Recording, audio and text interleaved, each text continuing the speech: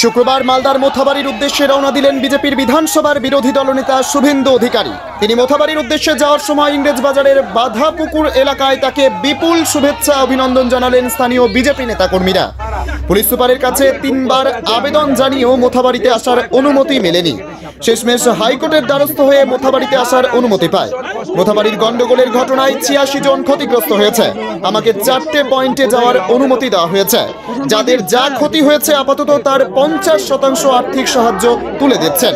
শুক্রবার হাইকোর্টের রায়ে মালদার মোথাবাড়ি গিয়ে কার্যত এমনটাই বললেন বিজেপির বিধানসভার বিরোধী দলনেতা শুভেন্দু অধিকারী।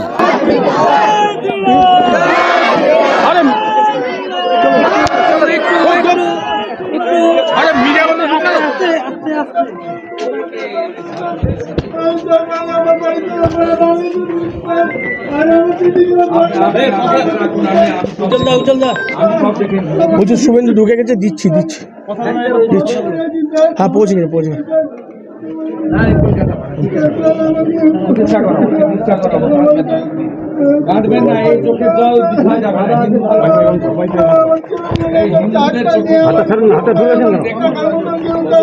মুখ্যমন্ত্রী দেখুন আপনার বাংলায় হিন্দুরা কেমন, দেখুন মুখ্যমন্ত্রী আপনার বাংলায় হিন্দুরা কেমন, বুমটা নিচে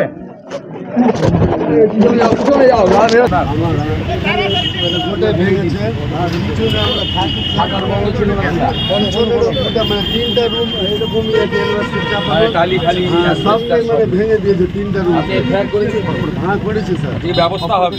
সুশান্ত মন্ডল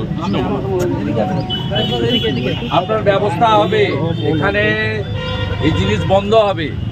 আমি এগুলো আগেও বন্ধ করেছি, মমিনপুর, ইকবালপুর, ডালখোলা, কিন্তু মুখের ভাষাটা অতিরিক্ত খারাপ করছে। আমার তো বক্তব্য কারো আস্থায় আঘাত লাগলে সে থানায় গিয়ে কমপ্লেন করে। উই ল অ্যাবাউট পিপল, আমাদের কারোরই অধিকার নেই কাউকে আঘাত করা, কিন্তু এইভাবে নিরীহ লোকদের উপরে বেছে বেছে হিন্দু লোকেদের উপরে এই জিনিস করা ঠিক নয়। আর কি আছে, আর কার ক্ষতি মানে মেল পাঠিয়েছি আমার অফিস থেকে, আমাকে অ্যালাউ করুন, একা অ্যালাউ করুন, দুজনকে অ্যালাউ করুন, অ্যালাউ করেনি। সব পরিস্থিতিতে হাইকোর্টে যেতে হয়েছে।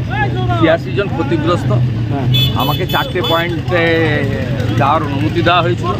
আমি সেকেন্ড পয়েন্টে এসেছি, আরও 2টো পয়েন্টে যাওয়া, এবং যাদের যা ক্ষতিগ্রস্ত হয়েছে আমরা আপাতত 50% তাদের হাতে তুলে দিচ্ছি। বাকিটাও আমরা দেখবো। সবচেয়ে বড় কথা হচ্ছে এখানে শান্তি, মানে এখানে দুষ্কৃতকারীরা গ্রেপ্তার হয়। এখানটা উল্টে 23 জন নিরীহ হিন্দুকে গ্রেপ্তার করা হয়েছে। এই বিষয়টা তো এটা কি পুরো পূর্ব পরিকল্পিত? শুধু একই নয়, একই রকম ভাবে পুলিশের তো অবহেলা আছে। এটা তো ফেসবুক লাইভ করে আগের দিন ঘোষণা করে মারপিট করেছে।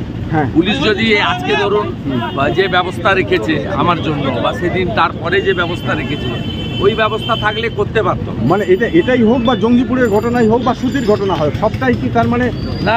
এটা তো পুলিশের নিষ্ক্রিয়তাটা একটা বড় অভিযোগ। এগুলোতে রাজনীতি দেখা উচিত।